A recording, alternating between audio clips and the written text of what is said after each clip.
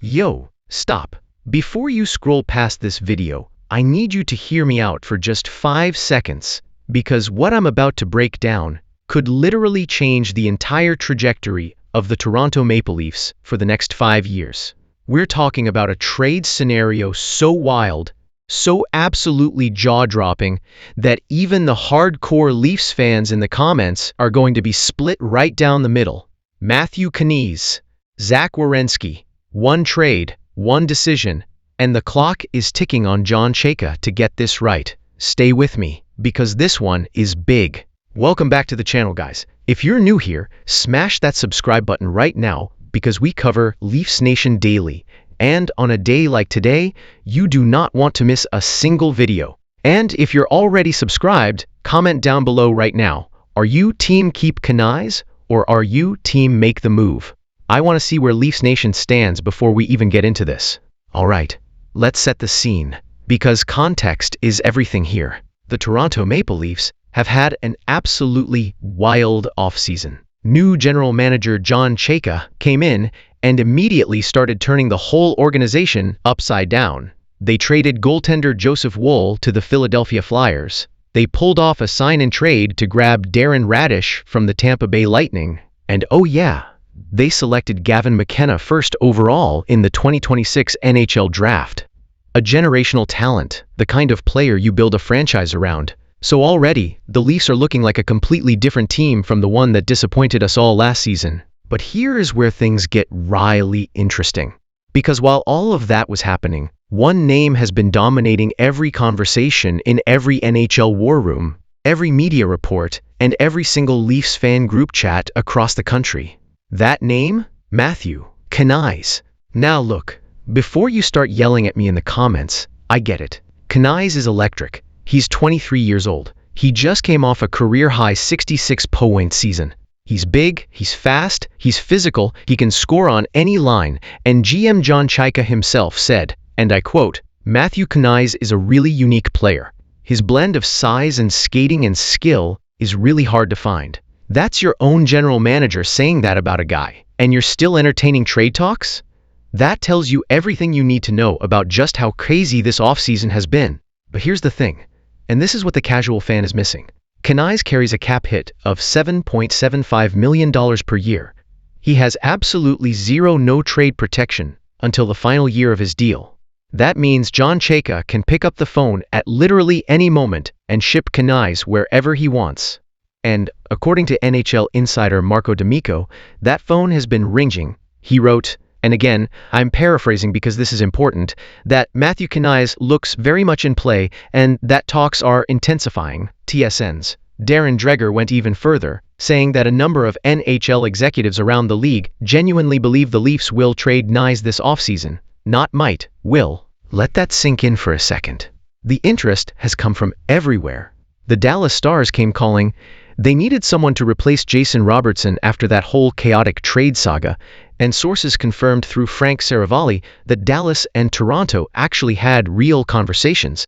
The Leafs' asking price? Another top 10 pick in the 2026 draft on top of a roster player in a multifaceted package. Dallas had the number 7 overall pick from the Kraken on the table. That's not small potatoes. That's a serious conversation between two serious organizations. Then you've got the Montreal Canadiens, yes, the Habs, who reportedly came in with an absolutely staggering offer at the trade deadline back in March. Alexander Zhirovsky, another top prospect, and 2 first-round picks. That deal was nearly done. Sources say the only reason it didn't happen was because of a late submission to the league office, a paperwork issue. Imagine, your rival almost walked away with your best young power forward because someone didn't hit send fast enough.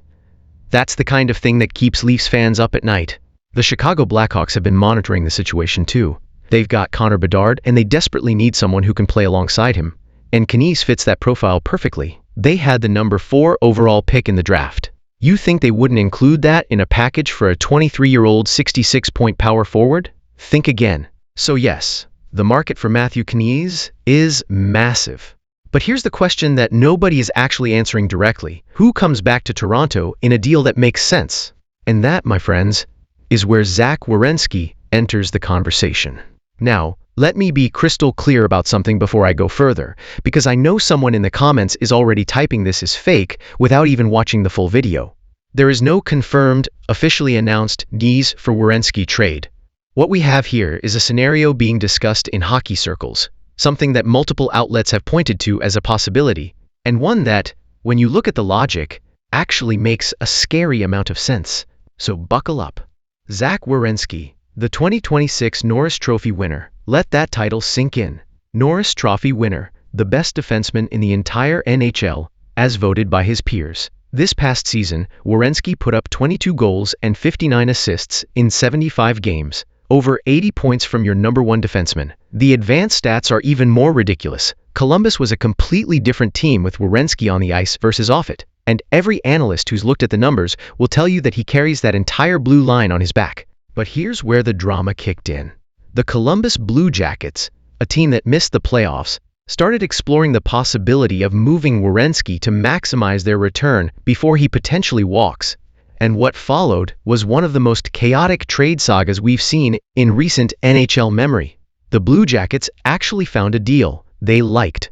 The Dallas Stars, Thomas Harley as the centerpiece, other pieces included, agreement reached, done. Except, Werenski blocked it. He vetoed the trade to Dallas. And then, according to Elliotte Friedman, he was so furious about the way Columbus handled the situation, specifically that the agreed-upon trade got leaked to the media before he even knew about it, that he threatened to block any future trade the Blue Jackets tried to make. Now here's the part where the Leafs come in. Because according to TSN's Pierre Lebrun, one of the most connected insiders in the entire sport, Werenski expressed a preference for staying in the Eastern Conference, and the two teams specifically mentioned as his preferred destinations, the Tampa Bay Lightning and the Toronto Maple Leafs. Read that again. Zach Werenski, the Norris Trophy winner, wants to come to Toronto. Now yes, after all the chaos, Werenski and Columbus eventually released a joint statement saying he's committed to the Blue Jackets. Both sides said they've had honest dialogue, that things got blown out of proportion, and that Werenski wants to win in Columbus. But guys, we've seen this movie before. Players say they're committed to a city, and then 6 months later, they're being introduced at a press conference somewhere else. The trade market on Werenski is not dead, it is dormant, and the Leafs, of all teams, have the assets to wake it right back up. Think about this from Toronto's perspective for a second. The Leafs' biggest weakness, the thing that has haunted them through years of first-round exits and playoff disasters, has been their blue line. They've never had that true number one, two-way, shut down the other team's best player, quarterback the power play defenseman. What if Matthew Knies is the price to finally get one? What if shipping out a 23-year-old power forward is the move that finally puts this team over the top? Now, Leafs assistant GM Ryan Hardy did come out and try to cool the Jets on all of this. He said the Knies rumors got blown out of proportion, that the team loves his flexibility, and he even joked, kind of, that unless someone like Zach Werenski is coming back the other way, Knies is staying. That quote, right there, that's the quote that started everything, because Hardy essentially named the exact price point. And when an assistant GM casually drops a Norris Trophy winner's name as the threshold for moving your best young forward, people pay attention. From a pure hockey standpoint, this deal makes a lot of sense for both organizations. Toronto gets the generational defenseman they've been missing their entire core window. Werenski gives Austin Matthews a partner who can handle the opponent's top line while the Leafs attack. He gives them a legitimate power play quarterback who can log 25+ minutes a night without breaking a sweat. And he gives new coach Jim Hiller the defensive anchor that every championship team needs. Columbus, meanwhile, gets back a 23-year-old power forward who just scored 66 points and is signed for years at reasonable money. They get youth. They get a guy their young core can build around. And if they're going to move Werenski, which, look, the dust may have settled for now, but this saga is not over. Wouldn't Knies be one of the most attractive pieces they could possibly receive? The cap math is complicated, obviously. Knies at $7.75 million. Werenski at $9.6 million for 2 more years. There'd need to be other pieces involved. Salary balancing, maybe picks going one way or another. But John Chayka didn't build his reputation by being afraid of complicated deals. This is the guy who's already restructured this whole roster in one offseason. A knees for Werenski framework is exactly the kind of swing Chaika was brought in to take. Here's my honest take, and I want to know yours in the comments after you